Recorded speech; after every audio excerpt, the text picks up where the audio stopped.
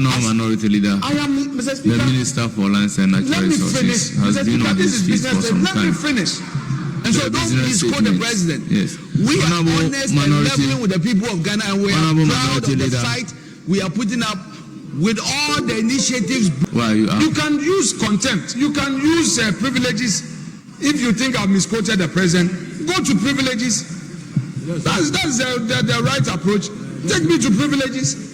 If you think I've misquoted the president. Whenever I say my PENDREAM TV there, I see them yopo.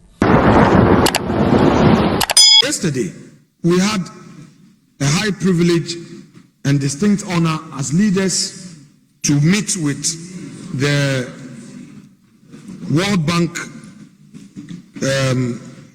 boss, Mr. Speaker. Some of the issues that came up were very serious. Mr. Speaker, the World Bank has warned that the entry of 1.2 billion young people into developing country labor market over the next decade would deepen a global job deficit due to a widening gap between education systems and evolving job markets. Speaking at the University of Ghana, Mr. Speaker, Mr. Pascal Donohue highlighted that the weak learning outcomes, limited education levels, and rapid changes driven by technology are leaving many youth unprepared, especially in Africa where job creation lags behind workforce growth. The bank, therefore, is prioritizing education reform, skill development, and entrepreneurship. Mr. Speaker, we want concrete policies by the Finance Ministry and the Trade Ministry to tap into the support that World Bank wants to give. In yesterday's discussion, Mr. Speaker, the issues were very clear. I would want the majority leader to program the two ministers to tell us what policy decisions are there within government circles to promote entrepreneurship, because the World Bank is going to advance some support to us. Again, the Minister of Education, the emphasis yesterday was on vocational training, apprenticeship. Enough of the white-colored certificate that we are emphasizing on. He must come out with a policy on apprenticeship so that our young people can take advantage of. So, Mr. Speaker, the minister must be programmed to come and deal with this matter to assure the youth that if we enter into apprenticeship, it does not mean that you don't belong to society. Mr. Speaker, the third issue has to do with Galamsey. Mr. Speaker, our president is on a regional tour. He himself has stated that there is a widespread Galamsey, and he expects that political leaders, traditional and community groups must support the Galamsey issue. Mr.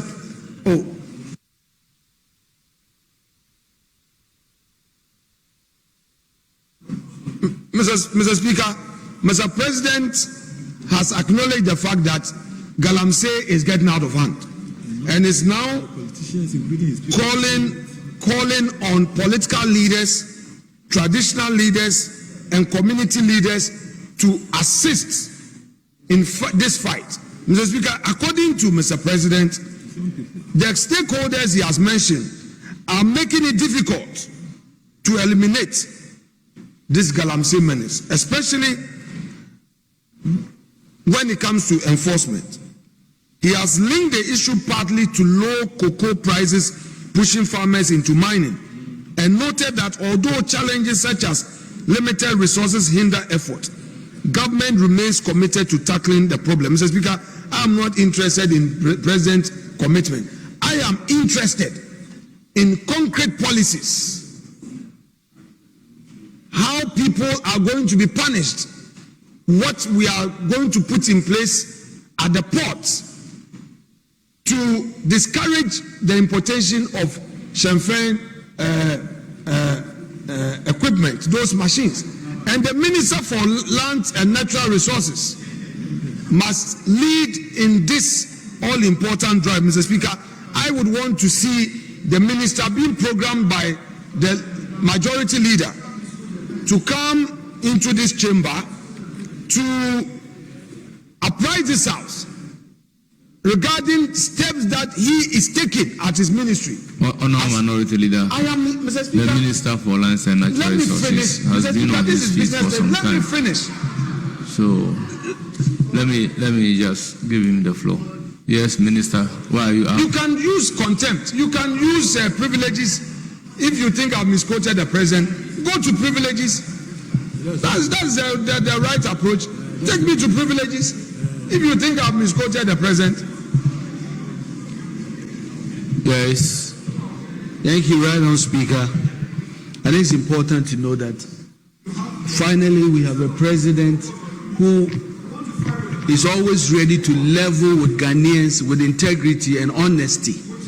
A question was asked about the fight and whether or not he's aware that his own party, some people can be involved. And he said he doesn't kid himself that some individuals in his own party are involved. But the president did not say that there's a widespread an increase in galamsey. In fact, the president is very proud of what we've done, the mess we've been cleaning up. For 1 year, Mr. Speaker, we have basically liberated our forest.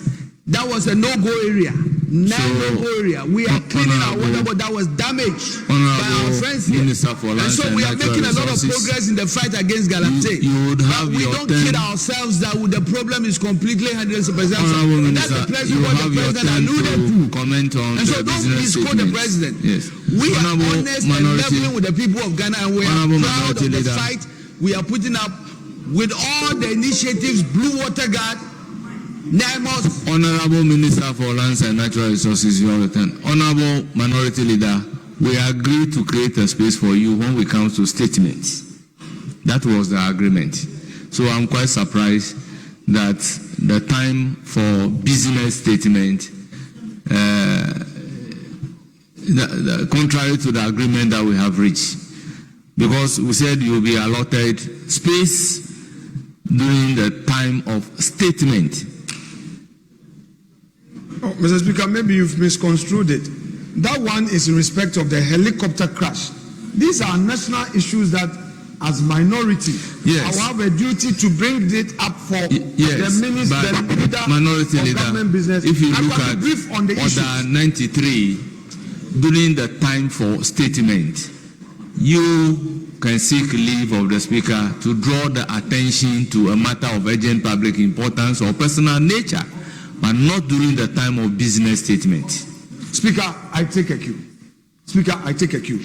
But Mr. Speaker, I would want to encourage the Minister of Natural Resources and Lands that there is every unfettered opportunity for him in this House to come and share his success story. Use ministerial statement to come and address us to address it. The president acknowledged that his own people are doing galamsey, and you yourself, you just quoted Mr. President. So I didn't even bring that up. You brought it up. So let's not go there. But I've taken a cue. I've taken a cue from Mr. Speaker, and I would therefore. Yes. That's what he said. That's what he said, not me. That's what he said. Yes, that's what he said. Yes. So, Mr. Speaker. So, Mr. Speaker, I would hold the other matters. I will hold the other matters for the statement. But, Mr. Speaker, let me just end on this point that in the Upper West region, there is severe shortage of workforce. There is no single doctor, according to reports, that it is reported that there is no single doctor in the Upper West region. No single doctor in the Upper West region. Mr. Speaker, yes, so I'm saying that the minister should come and confirm if it is the contrary is the issue, the minister should come. That is why we want that to be addressed by the minister. So, Mr. Speaker, let me hold the other matters for the under order 93 so that we can close the business statement. Yes. Majority Chief Whip, I saw you on your feet. Speaker, indeed, yes. Speaker, a statement has been ascribed to the president to the effect that he said that his own people are doing galamsey. Mr. Speaker, nothing of that sort has been reported anywhere. And the president indeed never said so. So the minority leader cannot make such a suggestion on the floor and we allow it to stand. Mr. Speaker, it ought to be deleted. Mr. Speaker, with respect, I have not on this House floor been a primary source of what the president has said about his own party. The Minister of State, let's call for the Hansa. The audiovisual should bring back. I have never talked about Mr. President talking about galamsey. What his own minister said that the president acknowledged that his party members are engaged in galamsey. Yeah. Then let's get the audiovisual. Get the audiovisual. I'm not the primary source of that. Your own minister said, Mr. President has acknowledged that some party members are involved in galamsey. In any event, organized labor on May Day last year stated emphatically that galamsey had gotten out of hand since NDC assumed office. Go and check on the internet. Organized labor said that boldly in its official statement on May Day.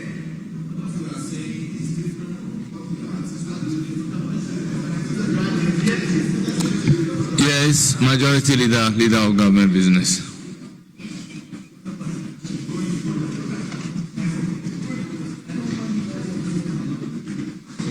Mr. Speaker, I think, given the issues that have been raised about what the president said, it would be appropriate to quote the president verbatim. This is what the president said. Even when one party changes, those who were running some operation, who went to one party, will go to the next party and say, now that you have come and take over this operation and let's share. We too will be getting small. This is what we are doing. And so I don't kid myself that we don't have our own people involved. So this is in response. This is in response to a question asked. This is in response to a question asked whether NDC members were involved in galamsey activities. And the president spoke about the tendency of people, when there's a change in government, to now approach those who are in government and try to recruit them to participate in galamsey by hand over their equipment to them. But the president then said, despite that, he is very proud of his record so far in the fight against galamsey, and went ahead to outline all the measures that have been implemented to deal with the problem of galamsey. All the equipment that are held up at the port, which would have been out there in the forest, causing deforestation and polluting our water bodies, stand as evidence of the work that he has done. Clearing certain forests of illegal miners stand in testimony to the work that he has done. Mr. Speaker, I have said it repeatedly that the problem of galamsey was aggravated by the involvement of heavy earth-moving machinery. Today, we can confidently say that those earth-moving machinery are not in the field carrying out galamsey activities. The artisanal mining the artisanal mining that has been going on since old ancient Ghana Empire, that one, it will be difficult for you to stop it completely. Artisanal mining, where the young people with their pickaxes and shovels are digging and then trying to process and get their small-scale mining, gold, that has been with us for ages. What created the problem was when foreigners moved in and started pre-financing our indigenes with earth-moving equipment. So what we needed to deal with was to take out those earth-moving equipment. But we cannot totally deprive those young people of the use of their labor in the way that they've done historically. As far back as when I was a law student, I recall being a research assistant to my lecturer who was proposing, the new small-scale mining laws. And I went to all the mining sites in this country. And at that time, more than 25 years ago, I saw artisanal mining activities, this galamsey that we are talking about today. But it was small-scale, and they were just using pickaxes, shovels, digging, processing it. Some of the big mines today, they moved to those locations because of the activities of these artisanal miners. That's how they discovered that there was gold there. So this has been with us for a very long time. What was not with us was the huge excavators, huge dozers. And I know that a lot of it was financed by bigwigs in certain parties and certain governments. And that is not happening any longer. And that's why the president is proud of his record to say, look, I've done as much as I can. Why? In this same house we know. Say this same house we know. People are being prosecuted in court today. They are being prosecuted in court today. So the evidence is manifest. So, Mr. Speaker, we are proud of our record in dealing with the issue of galamsey. And the president said, I'm not kidding myself. It's possible that my own party people are involved. But I'm doing a lot of work. It is true that you have a motion pending, and we have had some discussions, and we are hoping that early next week we can take the motion. I can assure you that this central bank governor is an excellent gentleman. I mean, within 1 year, you can see the stability that he has brought to the currency of this country. Within 1 year, you can see how diligently he has restored the integrity of the financial sector of this country. You can see how the banking sector has been revived. Interest rates have come down. And there's liquidity in the system. Mr. Speaker, I know many of you are being chased by your bank so that you can come and take loans. Because there's so much liquidity in the system. And the interest rates are low. So this central bank governor has done so well, and this side of the house is ready to debate his track record. We are ready to debate the track record of the central bank governor. We are very proud of it. As for Gold Board, it is our major achievement. The establishment of the Gold Board, the method by which we have convinced small-scale miners to sell the gold to government, and then we are able to build reserves that we have used to stabilize the currency. We are very proud of that track record. We are not saying that there will be no cost. There is always cost to progress. Progress costs some money. Success costs some money. Stability costs some money. So as for cost, there will be cost. And we are ready to debate that cost. Now, youth unemployment, yes. As for youth unemployment, it is a reality. The numbers that are applying for the recruitment into the security agencies is definitely a wake-up call. And as for what the World Bank